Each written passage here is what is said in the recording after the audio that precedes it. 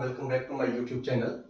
आज हम लोग डिस्कस करेंगे माइक्रो सर्विसेज की एक और पैटर्न के बारे में जिसका नाम है कॉन्फिग सर्वर।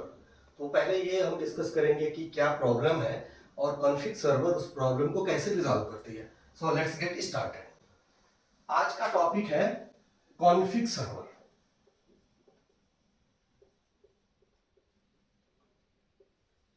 सबसे पहले हम डिस्कस करेंगे प्रॉब्लम क्या है, क्या प्रॉब्लम है।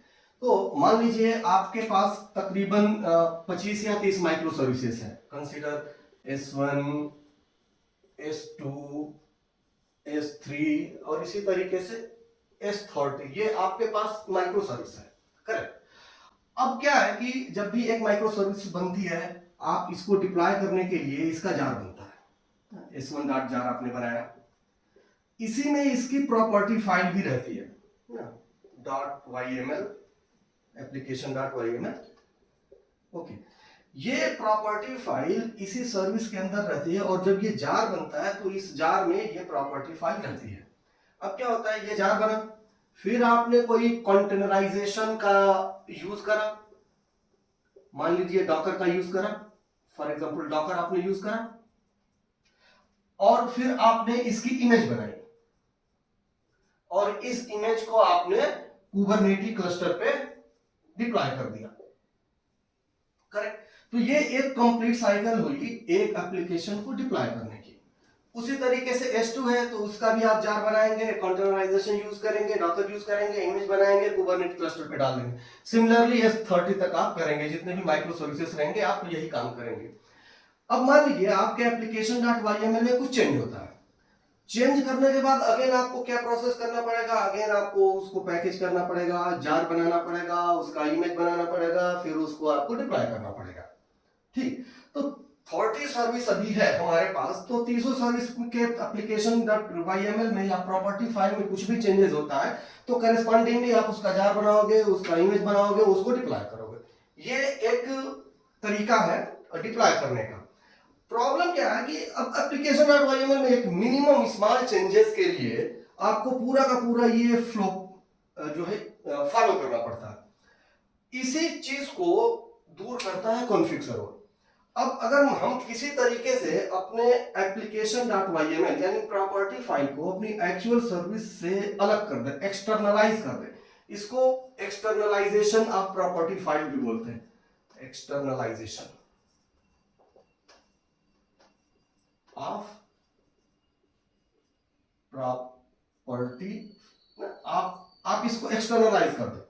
मान लीजिए एक्सटर्नलाइज करने का क्या तरीका है।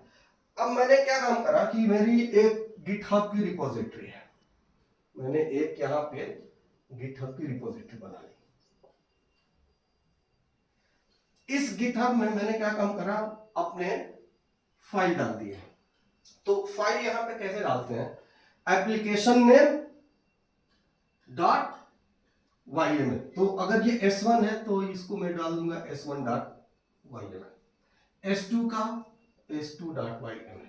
सिमिलरली प्रोफाइल स्पेसिफिक भी होता है। अब S1 का आपके पास डेव प्रोफाइल है, प्रोड प्रोफाइल है, तो उसको आप कैसे करोगे, S1-dev.yml। ये नेमिंग कन्वेंशन होता है जब आप प्रॉपर्टी फाइल बनाते हैं, करेक्ट। मैंने ये प्रॉपर्टी फाइल बना ली, करेक्ट, और इसमें आप कुछ डिफॉल्ट होता है, जैसे ये चीज हो सकता है कि ये S1, S2, S3, S4, S40। एक चीज तो होगी कि इनके स्पेसिफिक प्रॉपर्टीज फाइल हो। तो जैसे S1 का स्पेसिफिक प्रॉपर्टी फाइल मैंने S1.yml में डाल दिया, S2 का स्पेसिफिक प्रॉपर्टी मैंने S2.yml में डाल दिया। अब कुछ ऐसा हो सकता है कि कुछ प्रॉपर्टी ऐसी हो सकती है जो अक्रॉस ऑल सर्विसेज के लिए कॉमन हो, उनको हम डाल देते हैं application.yml। इसी तरीके से ये जो कॉमन टू ऑल सर्विसेज है वो प्रोफाइल स्पेसिफिक भी हो सकती है। पता चला कि ये एक मेरे पास डेव का प्रोफाइल है जो कॉमन टू ऑल है, तो उसके लिए भी नेमिंग कन्वेंशन वही होगा, एप्लीकेशन हाइफन आपका profile and then YML, correct. ये हो गया नेमिंग कन्वेंशन। इस तरीके से हम अपने गिटहब रिपोजिटरी में प्रॉपर्टीज फाइल को रखते हैं। अब क्या होता है, जैसे ही ये हमारा सर्विस स्टार्ट होगा, ये अपने करस्पॉन्डिंग प्रॉपर्टी फाइल को लोड करेगा। तो ये सीधे जाएगा यहाँ पे, यहां से इसको उठाएगा और इस प्रॉपर्टी फाइल को लेके अपने सर्विस को स्टार्ट करेगा। सारे बीन वगैरह का कॉन्फ़िगरेशन जो होता है वो फिर आपका पूरा कॉन्टेक्स्ट जो है लोड होगा इस YML फाइल को लेके। अब सवाल ये उठता है कि ये सर्विस प्रोवाइड कौन करेगा? गिटहब से ये मुझको मिलेगा कैसे? क्या ऐसा मैं करूं कि जैसे ही ये स्टार्ट हो अपने आप यहाँ पे जाके लुकअप करे और करस्पॉन्डिंग प्रॉपर्टी फाइल को लावे, लोड करे और अपनी सर्विस को स्टार्ट कर दे। तो इसके लिए स्प्रिंग क्लाउड ने एक बहुत ही अच्छा फीचर दे रखा है, उसको हम बोलते हैं कॉन्फिग सर्वर। ये कॉन्फिग सर्वर, ओके, ये हो गया कॉन्फिग सर्वर। होता क्या है कि जब भी ये स्टार्ट होता है ना, तो ये लुकअप करता है, ये रिक्वेस्ट भेजता है कॉन्फिग सर्वर को। कॉन्फिग सर्वर फिर कनेक्ट करता है इसको, यहां से इस करस्पॉन्डिंग, जैसे हमने S1 का भेजा है तो करस्पॉन्डिंग प्रॉपर्टी फाइल को ये लोड करता है और फिर ये यहां पे दे देता है। ये होता है फ्लो। लेकिन अब ये क्या ऐसा रिक्वेस्ट भेजता है, इसको कैसे पता चलेगा कि यही प्रॉपर्टी फाइल को हमको यूज करना है?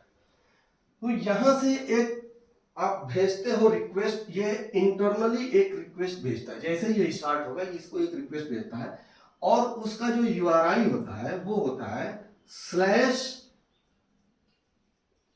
/application name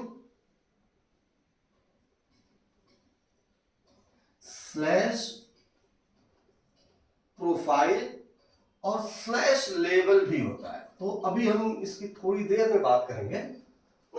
अभी आप मान के चलो कि अपने पास क्या है, ऐप नेम /profile,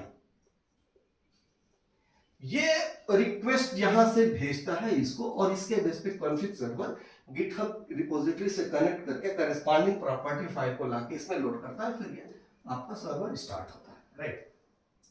अब S1 है तो S1 के केस में मेरा अगर जो डिफॉल्ट प्रोफाइल है तो रिक्वेस्ट क्या जाएगी? S1 के केस में जो रिक्वेस्ट जाएगी /S1/default, ओके। S2 के केस में क्या जाएगा? S2/default। अब S1 का डेव का इंस्टेंस, डेव की प्रॉपर्टी को लेना है तो क्या करेगा डेव के लिए?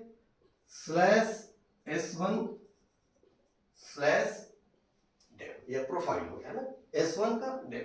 Similarly S2 dev, S3 dev, S1 prod, S2 prod, जो भी एनवायरमेंट स्पेसिफिक आपने बनाया होगा प्रॉपर्टी, उसी के हिसाब से उसी प्रोफाइल के बेस पे ये अपने आप एक कॉल कॉन्फिग सर्वर को मारता है और कॉन्फिग सर्वर करस्पॉन्डिंग रिपोजिटरी को लुकअप करके आपको प्रॉपर्टी रिटर्न कर देता है, राइट, ओके।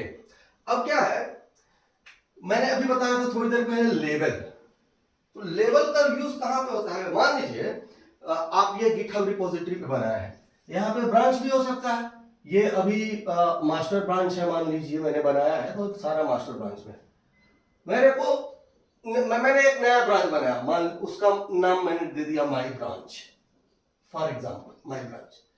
अब अगर मेरा प्रोफाइल, मेरा एप्लीकेशन माई ब्रांच के ब्रांच में अवेलेबल है गिटहब पे, तो उसको ये कैसे लुकअप करेगा? बाय डिफॉल्ट क्या करता है कि ये मास्टर को लुकअप करता है। अब आपको अपने स्पेसिफिक ब्रांच पे लुकअप करना हो तो वहां पे आप लेवल का यूज करते हैं। यानी अगर मैं इसकी बात करूं कि S1 dev अगर मेरा माई ब्रांच पे अवेलेबल है तो उसको एक्सेस करने के लिए ये क्या बनेगा? S1 dev/ यहां पे जो लेवल है वहां की जगह आप लिख देंगे माई ब्रांच। तो ये ब्रांच स्पेसिफिक भी आपको यहां से लाके देगा, करेक्ट। ये आपका हो गया हाई लेवल पे आर्किटेक्चर कि ये कैसे कॉन्फिग सर्वर काम करता है, राइट। अब क्या है, मैं इसको थोड़ा सा रिमूव करता हूं और आपको बताता हूं कि एक्चुअल में क्या होता है, ऑटोमेटिकली ये काम कैसे करता है। ऐसा नहीं है कि आपने ये आप इमीडिएटली चेंज करा और वो इमीडिएटली आपके उसमें प्रॉपर्टी में या एप्लीकेशन में वो इमीडिएटली रिफ्लेक्ट नहीं होता। होता क्या है कि चलिए फिर से ड्रा करता हूं मैं क्विकली। ये रहा कॉन्फिग सर्वर आपका,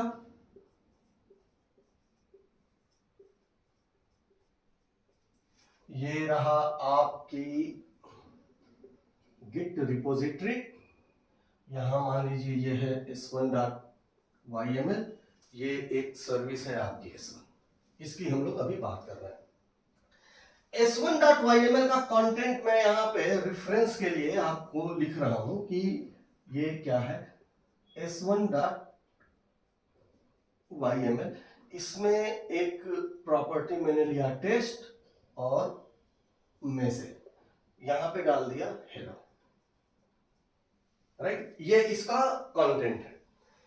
अब जब सर्विस स्टार्ट होगी पहली मर्तबा, जैसे ही मैंने इसको स्टार्ट करा, ये इसको रिक्वेस्ट करेगा। रिक्वेस्ट क्या जाएगा यहां पे, अभी मैंने बताया था app name slash profile. App name क्या है s1, प्रोफाइल क्या है डिफॉल्ट। ये गया कॉन्फिग सर्वर को रिक्वेस्ट करी, कॉन्फिग सर्वर ने इसको लुकअप करा और ये प्रॉपर्टी टेस्ट डॉट मैसेज इसको दे दिया। तो ये अपना उसको लेके अपनी एप्लीकेशन को स्टार्ट करके बाकी आगे का काम करता है। मैं क्या बोलता हूं कि मैंने यहां पे कुछ मॉडिफिकेशन कर दिया, हेलो की जगह मैंने लिख दिया हाय। ओके, अब क्या है, मैं जाके जब उस प्रॉपर्टी फाइल को देखने की कोशिश करूंगा तो क्या मेरे को हाय मिलेगा? नहीं। अब इसको समझने के लिए मैं एक छोटा सा रेस्ट कंट्रोलर लिख देता हूं। एक सूडो कोड है एकदम से। ये मान लीजिए मेरा ये सर्विस S1 कंट्रोलर है। ओके, ये यहां पे मैंने नोटेशन दे रखा है रेस्ट कंट्रोलर। इसके अंदर मैंने एक ये क्लास है, ये सूडो कोड लिख रहा हूं तो थोड़ा सा आप देख लेना, कुछ ऐसा नहीं है कि एग्जैक्टली मैं सिंटेक्स वगैरह थोड़े डिफर हो सकते हैं। यहां पे @वैल्यू कर दिया मैंने और इस प्रॉपर्टी को मैं टेस्ट डॉट मैसेज को यहां पे लेना चाहता हूं, टेस्ट डॉट msg, ये आ गया। और यहां पे मैंने बोल दिया प्राइवेट स्ट्रिंग msg। तो अब क्या होगा कि इस प्रॉपर्टी की वैल्यू आपको इसमें मिल जाएगी। और यहां से मैंने क्या काम, एक गेट मैपिंग मैं ले लेता हूं। ओके, गेट मैपिंग लिया और यहां पे एक बना देता हूं method public string m, space कम है तो m से काम चला लेते हैं। और यहां से रिटर्न कर दिया मैंने msg। ये S1 का ये कंट्रोलर है, करेक्ट। इसे ध्यान से समझिएगा, ये S1 का कंट्रोलर। अब मान लीजिए ये S1 आपका 8080 पोर्ट पे चल रहा है। इसको एक्सेस करने के लिए मैं यहां पे एक ये दे देता हूं कि चलो ये भी डाल दिया msg। ओके, इसको आपको एक्सेस करने के लिए आप क्या काम करेंगे, यूआरएल आपका जाएगा http लोकल होस्ट 8080 msg। ये आपका S1 जो है 8080 पे रन कर रहा है। आप जैसे ही पोस्टमैन में इसको हिट करेंगे, आपको जो वैल्यू मिलेगी हाय, क्या मिल जाएगी हाय। क्योंकि ये कंट्रोलर बनाया, मैंने एप्लीकेशन को स्टार्ट करा और उसको हाय मैंने पहले यहां पे हाय कर दिया था, उसके बाद एप्लीकेशन को स्टार्ट करा तो यहां पे हाय मिल जाएगा 100%, कोई प्रॉब्लम नहीं। क्यों मिलेगा? क्योंकि जब ये स्टार्ट हुआ तो ये इसने इसको पहली बार ये यूआरएल को हिट करा और उसके करस्पॉन्डिंग यहां पे गया और जो भी इसमें प्रॉपर्टी फाइल है लाके आपको दे दिया। ये सारा मैं आपको हैंड्स ऑन करके दिखाऊंगा, सारी चीजें आपको बताऊंगा मैं कि ये कैसे काम करता है। अब क्या है, ये हमारा एप्लीकेशन रन कर रहा है। मैं गिटहब रिपोजिटरी पे गया और यहां पे मैंने हाय की जगह बाय कर दिया। ठीक, बाय करने के बाद मैं फिर से इसको हिट करता हूं, अगेन मेरे को जो मिलेगा मैसेज वो हाई मिलेगा, अपडेटेड वैल्यू नहीं मिलेगी। ओके, अपडेटेड क्यों नहीं मिलेगी?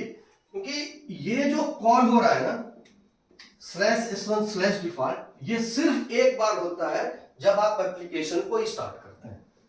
ठीक, इससे तो हमारा काम चलेगा नहीं। फिर हमारे पास कुछ ऐसा मैकेनिज्म होना चाहिए जो कि वहां पे मैं बाय लिखूं और किसी तरीके से इसको फिर से एग्जीक्यूट कर दूं बगैर एप्लीकेशन को स्टार्ट किए हुए। ओके, उसके लिए क्या आता है कि हम लोग एक डिपेंडेंसी ऐड करेंगे, एक्चुएटर नाम आप लोगों ने सुना होगा, एक्चुएटर एक डिपेंडेंसी डालेंगे। ओके, और एक्चुएटर की डिपेंडेंसी डालने के बाद इसका जो एंड पॉइंट होता है वो आपको अपने application.yml में उसको जाके इनेबल करना पड़ता है, नहीं तो इसके and points by default enable नहीं होते। स्प्रिंग 1 में ये बाय डिफॉल्ट इनेबल्ड हो जाता था, सिर्फ आप एक्चुएटर की डिपेंडेंसी डाल दीजिए और सारे आपके एंड पॉइंट इनेबल हो जाते हैं। बट उसके बाद स्प्रिंग 2.x के बाद से आपको मैन्युअली वो करना पड़ता है। तो उसके लिए आपका जो सिंटैक्स होता है वो है management and endpoints web exposure something, endpoints web exposure include, और यहां पे आप कर दीजिए स्टार कर, यहां पे जैसे ही आपने स्टार करा तो एक्चुएटर के पास जितने भी एंड पॉइंट हैं सारे आपके लिए इंक्लूड हो गए, सारे इनेबल्ड हो गए। ओके, अब ये इंक्लूड कर दिया हमने, एक्चुएटर इंक्लूड कर दिया, इसको कर दिया। उसके बाद आप क्या काम करते हैं कि ये रिफ्रेश कैसे हो, तो रिफ्रेश के लिए आप एक पोस्ट कॉल मारते हैं, आप एक पोस्ट कॉल मारते हो इसी एप्लीकेशन की। उसका क्या होता है, यूआरआई क्या होता है, ये यहां तक तो ये सेम रहता है। इसके बाद आपका आता है एक्चुएटर एंड रिफ्रेश। ओके, ये जैसे ही होता है एक्चुएटर रिफ्रेश, इंटरनली ये क्या काम करता है, ये इंटरनली बहुत गौर से देखिएगा, समझिएगा इसको, ये इंटरनली कॉन्टेक्स्ट डॉट रिफ्रेश को कॉल करता है। जैसे ये रिफ्रेश को कॉल करता है तो जो आपकी जो भी प्रॉपर्टी वगैरह होती है वो रिफ्रेश होती है। तो अब जैसे ही मैंने ये एक्चुएटर डॉट रिफ्रेश करा है ना, तो ये रिफ्रेश हो गया, ये कॉल फिर से गई। ठीक, चलिए अब आपने कहा कि जी मैंने ये डिपेंडेंसी डाली, ये चीज अपने इनेबल करा और मैंने सर्विस को S1 को स्टार्ट कर दिया। अब जब स्टार्ट कर देंगे, क्योंकि मैं यहाँ पे बाय कर चुका हूं और ये काम, ये इतना काम करें, ये काम नहीं, इसको नहीं, इसको छोड़ के मैंने एक्चुएटर डाला, ये डाला, उसके बाद सर्विस को स्टार्ट कर दी, स्टार्ट करी, तो स्टार्ट करने से पहले यहाँ मैंने बाय कर दिया था। अब आप जब हिट करोगे फिर से इसी यूआरएल को तो आपको मिलेगा बाय, क्योंकि मैंने वहां पे ये बाय कर दिया है। ठीक, अच्छा चलो, अब मैं क्या काम करता हूं कि मैं इस बाय को हटा, अब मेरा सर्विस स्टार्ट हो गया है, अब बाय को हटा के मैंने यहां पे लिख दिया good bye, good bye.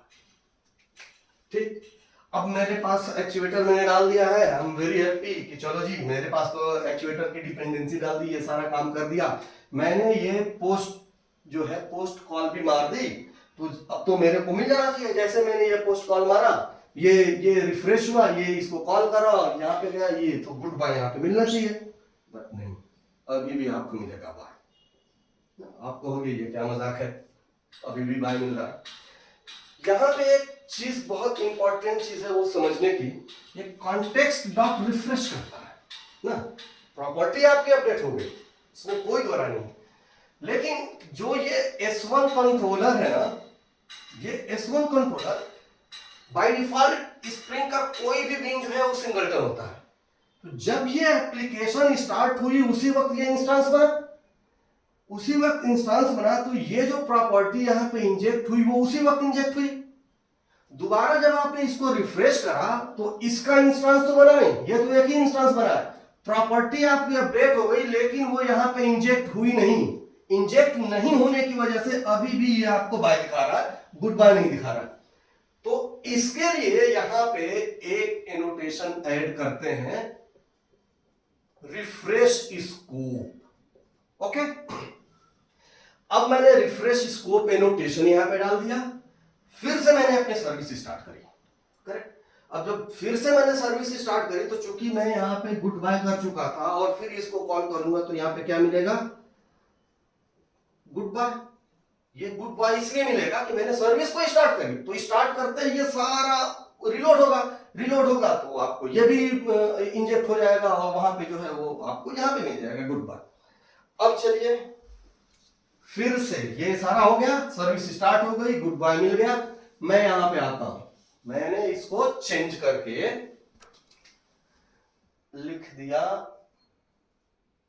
Welcome to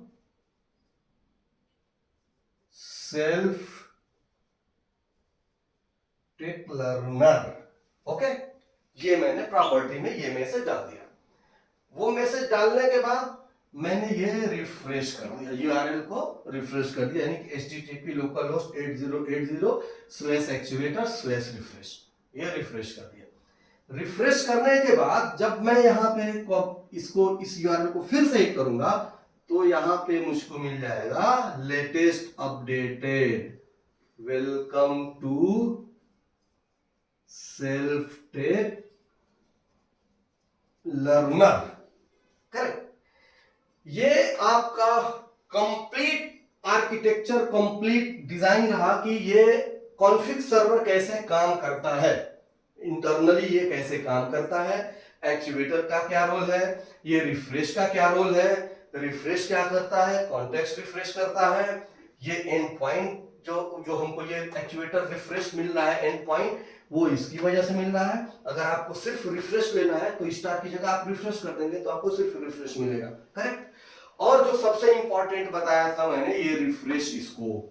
अगर आप इसको रिफ्रेश स्कोप का यूज नहीं करेंगे तो ये आपका जो बीन है ना, ये रिलोड नहीं होगी, और ये रिलोड नहीं होगा तो वहां पे प्रॉपर्टी चेंज हो जाने के बावजूद भी आप कॉन्फिग सर्वर को तो मिल जाएगा अपडेटेड वाला, लेकिन चूंकि ये बीन रिलोड नहीं हुई है तो ये प्रॉपर्टी यहां पे इंजेक्ट नहीं हुई, तो इसलिए ये रिफ्रेश स्कोप करेंगे और फिर ये इंजेक्ट होगी और आपको अपडेटेड वैल्यू मिलेगी। करेक्ट, ओके, यहां तक तो क्लियर है। ओके, चलो अब इसके आगे एक और कंसेप्ट है वो मैं बताता हूं। तो अभी मैं इस सब को रिमूव करता हूं, राइट, और कंट्रोलर तो आपने देख ही लिया है कि क्या है, सूडो कोड उसका है। मैं ये सारा जब इसका कोड करूंगा तो ये सारा कोड मैं करके आपको दिखाऊंगा, एक एक चीज। ओके, अब क्या है, यहां तक तो हो गया भाई, चलो हमने अब अपडेटेड वैल्यू हमको मिल रही है, आई एम वेरी हैप्पी। लेकिन प्रॉब्लम कहां से शुरू होती है, एक मिनट, ये थोड़ा सा मैं फिर से इसको बना देता हूं। प्रॉब्लम कहां से शुरू होती है, ये हमारा कॉन्फिग सर्वर है जी, परफेक्ट। ये हमारा गिट का रिपोजिटरी है, इसमें s1.yml और करस्पॉन्डिंग सारा कुछ है। ओके, और यहाँ पे हमारा ये s1 है। ओके, परफेक्ट, प्रॉपर्टी गई, सारा कुछ हमने इसके पहले सारा एक्सप्लेन कर चुका हूं।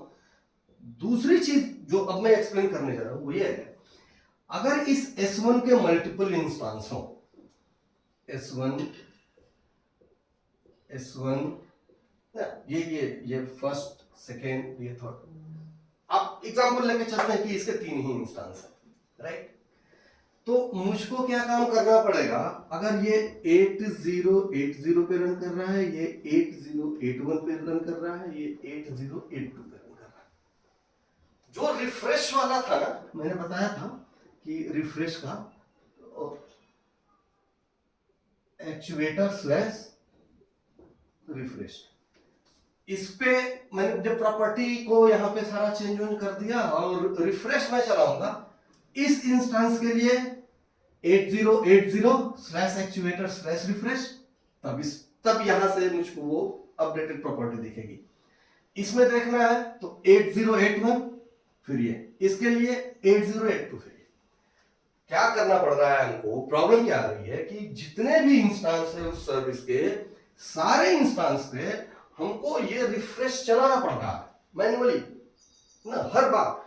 अब आप कंसीडर करो आपका बहुत बड़ा एप्लीकेशन है और ये S1 जो सर्विस है बहुत क्रिटिकल है, आपने इसको 100 इंस्टेंस बना रखे हैं इसके, और प्रॉपर्टी फाइल में चेंज हुआ। अब आप क्या 100 टाइम्स जाके इसको रिफ्रेश करोगे? फिर तो मतलब सही डिजाइन नहीं है ना, प्रॉब्लम है वो, सोल्यूशन नहीं बल्कि वो एक प्रॉब्लम हो गया, आपका हेडक हो गया। उससे बढ़िया तो भाई चलो वो इसी में ही डालो, प्रॉपर्टी फाइल को हम पाइपलाइन के थ्रू डिप्लॉय ही कर देंगे, कौन जाए 100 बार इसको एक्चुएटर रिफ्रेश को हिट करने। करेक्ट। इसका भी सॉल्यूशन है। इसका सॉल्यूशन जो है वो स्प्रिंग क्लाउड बस है। स्प्रिंग क्लाउड बस, इसमें क्या होता है, मान लीजिए आपका ये स्प्रिंग क्लाउड बस है, स्प्रिंग क्लाउड बस SCB। अब क्या होगा, इसको अगर आप बाय डिफॉल्ट कुछ नहीं करते हैं तो ये RabbitMQ के साथ इनबिल्ट आता है। ओके, तो आपके मशीन पे RabbitMQ चलना चाहिए, ये शर्त है। बट मैं जो एग्जांपल लेके बताऊंगा वो आपको काफका के साथ बताऊंगा ना, तो उसके लिए डिपेंडेंसी है स्प्रिंग क्लाउड बस काफका। ये डिपेंडेंसी डालेंगे तो वो काफका से अपना कनेक्ट वगैरह सारा कुछ कॉन्फ़िगरेशन करना पड़ेगा, वो मैं दिखाऊंगा, उसके बाद ये चलेगा। अब क्या होता है कि इसमें से जैसे ये डिपेंडेंसी डाल दिए और काफका का सर्वर का एड्रेस वगैरह जहां पे रन कर रहा है सारा कॉन्फ़िगरेशन कर दिए, उसके बाद आप जैसे ही ये एक्चुएटर रिफ्रेश किसी एक इंस्टेंस पे चलाएंगे, किसी भी एक इंस्टेंस पे, वो क्या काम करेगा, यहां से एक इवेंट यहां पे भेज देगा जिस इंस्टेंस पे आप रन करेंगे। मान लीजिए 8080 पे आपने रन करा तो इसने यहाँ पे एक इवेंट भेज दिया, यहां पे एक टॉपिक क्रिएट होता है। ये मैं काफका के कॉन्सेप्ट में बात कर रहा हूं, टॉपिक क्रिएट करना वो होता है। इस टॉपिक का बाय डिफॉल्ट नेम होता है स्प्रिंग बस क्लाउड, आई थिंक कुछ तो इसी तरीके से होता है, एग्जैक्टली नेम याद नहीं है बट समथिंग ऐसे ही होता है। मैं वो आपको दिखा दूंगा जब कोडिंग करूंगा इसका, तो आपको दिखा दूंगा। ओके, तो ये जैसे ही यहाँ पे करा, और क्या होता है कि ये डिपेंडेंसी जैसे ही डाला ना, तो ये जो टॉपिक है ये इनके लिए ये सब्सक्राइबर का भी काम, ये जो है इसके सब्सक्राइबर भी हो जाते हैं अपने आप, आपको कुछ नहीं करना पड़ता। आपने किसी एक इंस्टेंस से एक्चुएटर डॉट रिफ्रेश करा, ये गया, इसने यहाँ पे एक इवेंट डाल दिया, ठीक। ये इवेंट आते ही मिलते ही यहाँ पे अच्छा ये इवेंट आया, ये दोनों भी जो है अपना ओके सब्सक्राइब करते हैं और इसके थ्रू ये नोटिफाइड होते हैं कि नहीं जी आपको जो है रिफ्रेश वाला काम करना है, तो ये अपने आप ये वाला जो है ना रिफ्रेश वाला काम करते हैं। लेकिन यहां पे जब आप इस बस का यूज करते हैं तो ये जो रिफ्रेश का एंड पॉइंट है ना वो चेंज हो जाता है। ये तो विदाउट बस था, विदाउट स्प्रिंग क्लाउड बस, लेकिन जब आप बस के स्प्रिंग क्लाउड बस के साथ काम करेंगे तो आपको ये और ये बस रिफ्रेश ये यूआरएल हिट करना पड़ेगा, ये नहीं। जब आप ये करेंगे यानी कि अगर जो 8080 से आप करेंगे तो 8080 एक्चुएटर बस रिफ्रेश, आप किसी एक इंस्टेंस पे बस आप एक बार इसको रिफ्रेश कर दीजिए, सारे इंस्टेंस अपने आप हो जाएंगे। Okay, so that's all guys, ये था कॉन्फिग सर्वर के बारे में पूरी जानकारी। अगर आपको लगता है कि कुछ और जानकारी आपको चाहिए, कोई कंफ्यूजन, कोई दिक्कत, कोई परेशानी हो, आप कमेंट बॉक्स में कमेंट कीजिए, मैं पूरी कोशिश करूंगा आपके सारे सवालों का जवाब देने के लिए। Okay, thank you very much.